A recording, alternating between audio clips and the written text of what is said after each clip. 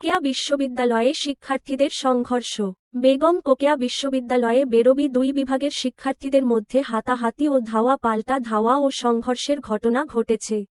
হলে ঘটনা কেন্দ্রে ঘটায় সংঘর্ষে 4 জন শিক্ষার্থী আহত হয়েছেন। এর মধ্যে সাকিবকে এক শিক্ষার্থী আহত অবস্থায় বিশ্ববিদ্যালয়ের অ্যাম্বুলেন্সে করে রংপুর মেডিকেল কলেজ হাসপাতালে ভর্তি করা হয়েছে।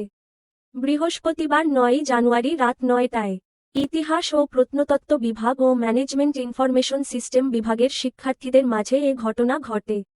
প্রক্টরিয়াল বডি ও প্রত্যক্ষদর্শী সূত্রে জানা যায়, বেরোবির বঙ্গবন্ধু হলে ইতিহাস বিভাগের শিক্ষার্থী শরীফুলের সঙ্গে ম্যানেজমেন্ট ইনফরমেশন সিস্টেম বিভাগের শিক্ষার্থীর মাঝে সিট পুনর্বণ্টন নিয়ে বৃহস্পতিবার রাত 8টার দিকে প্রথমে বাকবিতণ্ডা হয়।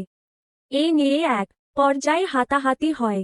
হাতাহাতি থামাতে গিয়ে ইতিহাস বিভাগের শিক্ষার্থী সাকিব গুরুতর আহত হন।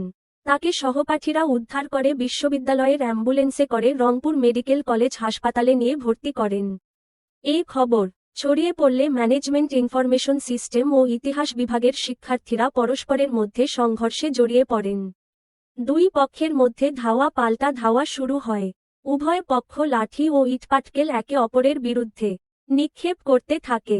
এক পর্যায়ে ম্যানেজমেন্ট বিভাগের শিক্ষার্থীরা বিশ্ববিদ্যালয়ের প্রধান ফটকের ভেতরে অবস্থান নেন। অন্যদিকে ইতিহাস বিভাগের শিক্ষার্থীরা প্রধান ফটকের বাইরে অবস্থান করেন। এক পর্যায়ে বিশ্ববিদ্যালয়ের প্রধান ফটক বন্ধ করে দেওয়া হয়।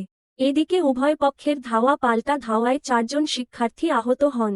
তাদের প্রাথমিক চিকিৎসা দেওয়া হয়। এই বিষয়ে ইতিহাস বিভাগের শিক্ষার্থী মুশফিকুর রহমান অভিযোগ করেছেন, তাদের বিভাগের শিক্ষার্থীদের ওপর হামলা চালানো হয়েছে। এদিকে ম্যানেজমেন্ট বিভাগের শিক্ষার্থী শহীদুল ইসলামও পাল্টা অভিযোগ করেন। খবর পেয়ে বিশ্ববিদ্যালয়ের প্রক্টর ফেরদৌস রহমানের নেতৃত্বে প্রক্টরিয়াল বডির সদস্যরা ঘটনাস্থলে উপস্থিত হয়ে নিবৃত করার চেষ্টা করছেন।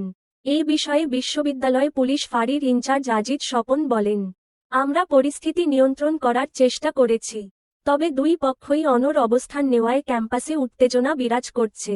এই বিষয়ে প্রক্টর ড.মো. ফেরদৌস রহমান বলেন, স্বৈরাচার তো পালিয়ে গেছে, কিন্তু তার প্রেতাত্মারা এখনও রয়ে গেছে।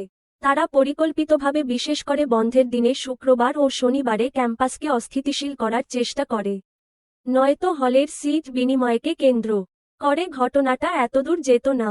আজ আমাদের প্রক্টরিয়াল বডির ওপরও দুবার হামলা করা হয়েছে।